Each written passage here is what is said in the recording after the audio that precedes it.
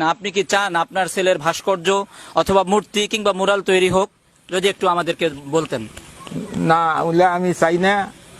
ইসলামী অনুযায়ী যেটা করলে ছেলের সওয়াব হবে, কবরে সওয়াব যাবে বা 10 ভাইয়ের কাজে লাগবে, সেটাই আমি চাই। আপনি মূর্তি চান না? না, আপনি এটা ক্লিয়ার করেন যে আমি মূর্তি চাই না, আমার ছেলের কোনো ভাস্কর্য চাই না, বলেন, এভাবেই বলেন। হ্যাঁ, আমি কোনো মূর্তি চাই না, আমার ছেলের কোনো ভাস্কর্য চাই না। আমার ছেলের নাম প্রচার করতে পারবে। হ্যাঁ, আমরা শুনছিলাম। কেন চান না মূর্তি ভাস্কর, কেন চান না একটু যদি বলতেন? ওটা তো আমার ইসলামী শরীয়তি নয়, ওই জন্য আমরা চাই না।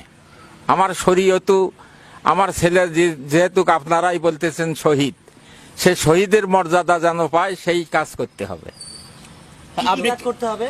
হ্যাঁ, মানে মূর্তি ছাড়া আবু সাইদকে নিয়ে কি কাজ করলে আমরা খুশি হব?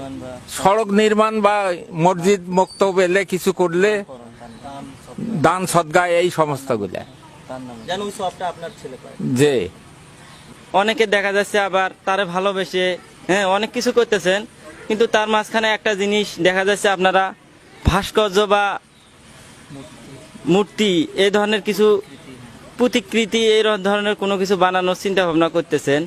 আমি আবু সাইদের বড় ভাই হিসেবে আমাদের ইসলামী সংস্কৃতির সাথে সাংঘর্ষিক হয় এমন কিছু